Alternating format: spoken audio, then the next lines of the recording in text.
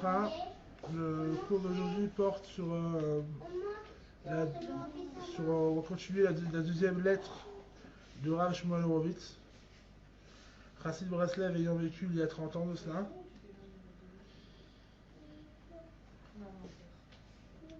C'est une lettre qui était envoyée à l'occasion de Purim et de Pessah à un chaver, c'est-à-dire un ami. Comme on sait que chez les Chassidés Breslev, on insiste sur la notion d'unité et on éloigne le plus possible les notions des honneurs. Donc, bien sûr, une unité sincère et véridique est essentielle. C'est pour cela que le Rav Shmuel Horowitz envoie une lettre à son ami avec des termes d'amitié très très forts.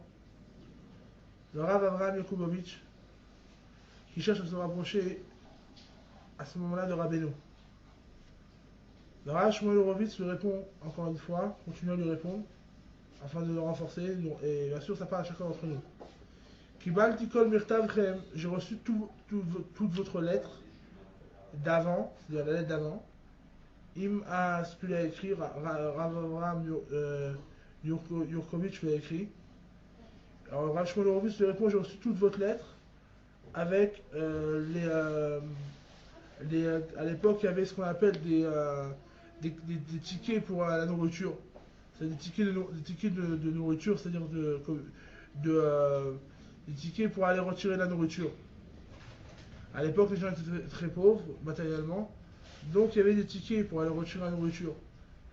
Et donc le Rav Avraham Yurkovitch lui a envoyé des tickets à Rav Shmuel Horowitz afin qu'il puisse aller acheter de la nourriture. Donc il a écrit une lettre de remerciement en disant qu'il a reçu sa lettre à la fois d'amitié très très profonde, avec aussi le touche de banane, c'est-à-dire le papier et la nourriture, le ticket pour aller retirer la nourriture, la carte pour aller retirer. Kiel Lishum Mahamad Panasaklal. Dit le Rav Shmuel Horowitz, à ce moment-là, il n'avait pas du tout de panassa matériel, de moyen de subsistance matérielle. Ou Masha Ayali Ezesmach Mechul. Et il était très pauvre. Et ce que je recevais un certain appui de Chutz La'aretz, c'est-à-dire lui était en Israël, il recevait un appui de Chutz La'aretz, c'est-à-dire, si je ne me trompe pas, en Amérique. Chez Avin et Royaïr, que mon père, il dit comme ça le Rav Shmuel Horowitz, ce qui l'appuyait c'était son père. Et lui, comme son père, Ayarav Sham était Rav là-bas, si on peut dire, c'est-à-dire il était responsable communautaire. Et donc, il lui a envoyé de l'extérieur d'Eretz Israël, en Eretz Israël. Mais lui, de par lui-même, il n'avait pas de moyens de subsistance. Et par cela, il m'a envoyé un petit peu aussi. Et c'est pas seulement de son argent, mais c'est aussi par rapport à son réveil. Vegam Beitoreruto, nous dit Rav Shmuel Horowitz, dans son réveil aussi. Shalchou Yedidim Shalom Meat, ses amis proches, très très proches, lui ont envoyé aussi un petit peu. Vegamken, et malgré tout cela, malgré qu'il a reçu de son père et ses amis très proches, mais quand même, lo explique à Filou le Mechetza Naparnassa. Même que lui, il a envoyé ce qu'il pouvait, il recevait ce qu'il pouvait de ses amis, il a envoyé ce qu'il pouvait, mais ça ne suffisait pas, même pour la moitié de la Parnassa. Et donc, ou Baruch Hashem, et bien sûr Baruch Hashem, chez Eletim et Tfilati, chez Arzor, la Eretz HaKodesh. Et grâce à Dieu, j'ai pu faire élever à Dieu dans ma tfila, ma prière, faire une prière que grâce à Dieu s'est élevée, afin qu'il puisse revenir en Eretz HaKodesh. Pourquoi? Parce qu'il est né en Eretz Israël, en Eretz HaKodesh en Terre Sainte, donc en Israël. Pourquoi il nous dit Rav Shmuel Horowitz? Parce que lui, il est né en Israël. Et donc, puisqu'il est né en Israël, il est arrivé à des années assez tardives. Aval Me'at HaShefa Shayali Adiado. Par contre, à ce moment-là, le peu de Shefa qu'il recevait, par son intermédiaire, c'est par son père, Nifsak Kalil. C'est tout de suite arrêté. Pourquoi? Parce que Kishum Ish Mitida Venosholardik Vaklum. Parce qu'aucun homme de ses proches amis, à mon père ou à moi, ne peut nous envoyer rien du tout, puisque dans en Israël, donc il y a l'argent, c'est pas comme en Amérique. Ma'ashatem Kodvim Me'mechtav Acharon. Ça que vous m'écrivez dans votre dernière lettre. Mais Erev Shabbat Kodesh Parashat Pekoudé. De la veille du Saint Shabbat à Parashat de Pekoudé. Chez Atem Metzapim que vous attendez, que quoi? Chez Misé, chez Atem Sholchim Kol Shavua Ochel. Que ça que vous envoyez toutes les semaines de la nourriture. Que var les Shalem Meat Meat, la Matpis Avou Atmasat Sefer.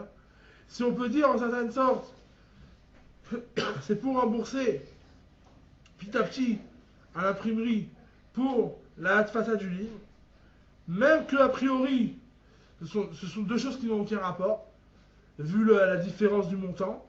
Afin plus chez Bémet et Nomaspikla les Parnaset Beiti, même que a priori, l'argent que vous voyez pour la nourriture, si on peut dire en août, vient en compensation, si on pourrait dire, pour l'imprimerie du livre. Mais quand même, a priori, véritablement, ça ne pourrait pas suffire à la personne de la maison. Parce que c'est des moyens qui sont moindres.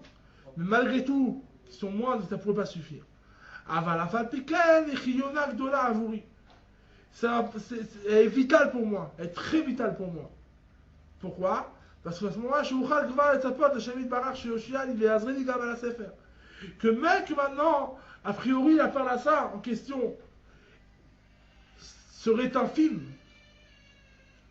par rapport à ce qu'elle devrait être, mais puisque déjà, elle peut donner l'espoir à Dieu pour qu'il me sauve et il m'aide, sur le Sefer aussi que j'ai, ça montre que le Sefer, si on peut dire, a de l'espoir d'être diffusé, Arshab. Il y a eu beaucoup de Messirut Nefesh sur ça. Car il est à rappeler, nous dit le Rav Shmuel Horowitz, qu'il a dû y avoir beaucoup d'abnégation sur ça. Les Hatfis Sefer Kadosh Menorah Kazé, de diffuser ce livre saint et redoutable. Et je n'ai aucune aide sur ce livre-là. C'est-à-dire, il le faisait vraiment avec une grande abnégation de diffuser. Parce que c'est un livre qui était très saint. C'est un des livres du tzaddik, du juste, de Haemet, véritable, qui est Rabbi Nachman.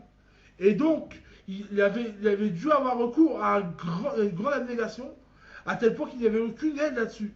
Et donc, malgré maintenant que la parnassa qui était envoyée pour la façade du Sefer, pour l'imprimerie du livre, par rapport à la nourriture, de quoi acheter à manger, c'est-à-dire c'était un film par rapport à ça, parce qu'il fallait nourrir une famille entière. Mais malgré tout, Rav Shmuel Horowitz se remercie du fond du cœur. Il lui dit, vous m'avez beaucoup aidé. Parce que maintenant, je peux commencer à espérer que déjà le Sefer, le livre, il peut commencer à être imprimé.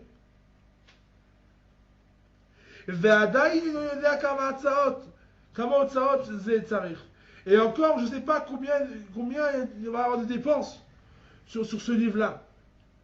Parce que si on réfléchit bien à combien il coûte ce livre-là, à part ça, que ça coûte des millions, et aussi tout l'argent et l'or du monde, un livre du tzaddik, juste une petite parenthèse, comme a expliqué le Rav Israël Berodès, un Sava Israël, un livre du tzaddik, du juste authentique, une page du livre, une section du livre, un morceau, un paragraphe du livre, du tzaddik Rabbi Nachman, quel qu'il soit, est une réparation pour le monde entier et au-dessus de tout. Donc, à part ça, bien sûr, mais aussi sur le point de vue pécunier, comme je ne sais pas, du dit le Rav Shmuel Horowitz, combien de dépenses ça pourrait coûter. À l'époque, ça coûtait aussi très cher au point de vue pécunier, au point de vue argent. Pourquoi? Qui colle chez Shashamoudim, car tous les 16 sections du livre, ça veut dire qu'est-ce avait besoin d'argent d'une valeur R de 110 lirotes, 110 livres de l'époque.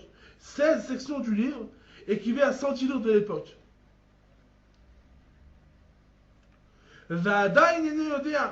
Et encore, je ne sais pas.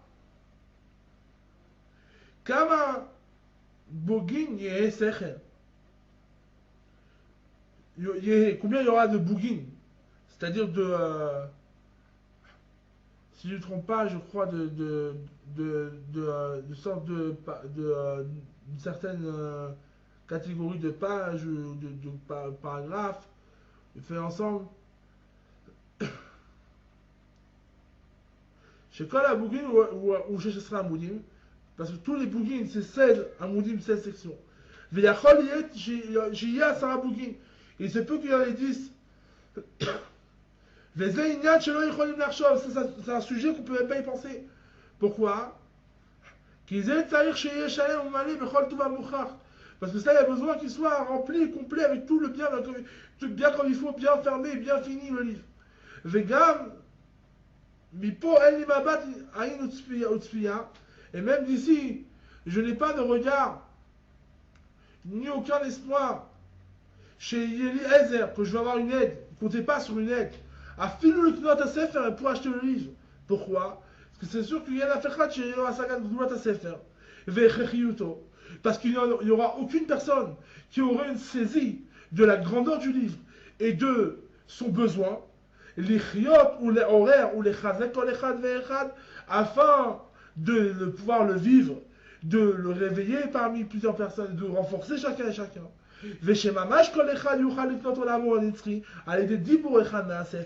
Et que pas seulement qu'il va sentir qu'il a besoin de vivre là-dessus, que c'est un besoin vital, mais en plus que chacun peut acquérir son monde futur par une parole de ce livre-là, que vous allez voir de vos yeux. Et tout celui, c'est un grand message qui nous dit ici Rav Shmuel Horowitz, et tout celui qui va seulement poser, il va mettre de côté la cupidité, l'envie, si on peut dire, la jalousie, et le fait de vouloir sortir toujours victorieux. Il va regarder avec des yeux de vérité. Yeda v'yavin, il saura, il comprendra. Sha'adaï lo haya ba'olam, sefer melukat kazé. Celui qui va chercher à regarder un peu plus profondément que ses petits intérêts personnels, il va comprendre qu'il n'y aurait jamais eu dans le monde un livre comme ça, relié de cette manière-là, Beitraskut Nifla, avec un grand renforcement, les Achayot ou le Chazak et Takol, pour faire vivre et tout renforcer. Et que tout celui qui veut recevoir sa refoua, sa guérison, il va recevoir sa guérison avec une plénitude totale. Et comme je vois, de là va découler un grand bienfait pour des nouvelles personnes. Par exemple, comme la personne à qui j'adresse cette lettre. Qui veut se rapprocher, mais des personnes qui ont déjà une date en eux-mêmes, qui ont déjà une date, un esprit. Lui, déjà, il voulait se rapprocher. Alors déjà, c'est une grande qualité, pourquoi? Parce que les gens croient qu'ils sont déjà rapprochés. Et donc, et puis quand on croit qu'on est rapproché, c'est comme un verre quand il est plein, on ne peut pas remplir, sinon ça déborde. Donc ils ne peuvent pas comprendre quelqu'un qui croit qu'il est déjà rapproché, et c'est un grand message. Quelqu'un qui croit qu'il est déjà rapproché, il ne peut pas comprendre la vraie vérité. Pourquoi? Parce que la vérité, on n'arrivera jamais à la vraie vérité. Il faut toujours la chercher. À la fin, peut-être après 120 ans, on arrive à voir la vraie vérité. Et pour l'instant, on est dans ce monde là pour la chercher, la vérité. Et d'où viennent tous les sujets de demander à Dieu, de la bonne doute, ainsi de suite, ainsi de suite. Maintenant, on va pas rentrer là-dedans, mais juste, le principe, il est que quelqu'un qui croit qu'il a tout compris, il a rien compris en réalité. C'est ça qu'il veut dire ici. Et lui, cette personne-là, à qui Rav Shmuel Horowitz écrivait, reconnaissait, comme ça, c'est les mots de Rav Shmuel Horowitz, il reconnaissait qu'il voulait se rapprocher. Il reconnaissait qu'il avait un manque. Il reconnaissait qu'il était prêt à recevoir la vérité. À travailler dessus, une écoute de vérité, un tout petit, si ce n'est même une goutte, et à se rapprocher. De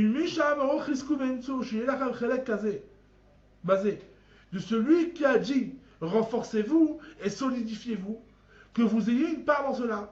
Chez Ousrout Arabim, qui est bien sûr, bien entendu, un mérite public, les dorés d'Europe pour génération en génération. Chez En Kemoto, qu'il n'y aura pas comme ce mérite-là. Ou Bezrat Hashem Itbarach, et si Dieu le veut, que chez Hazar Hashem Itbarach, Dieu va aider à diffuser, par l'abnégation qu'on va expliquer plus haut. Alors à ce moment-là, il y aura une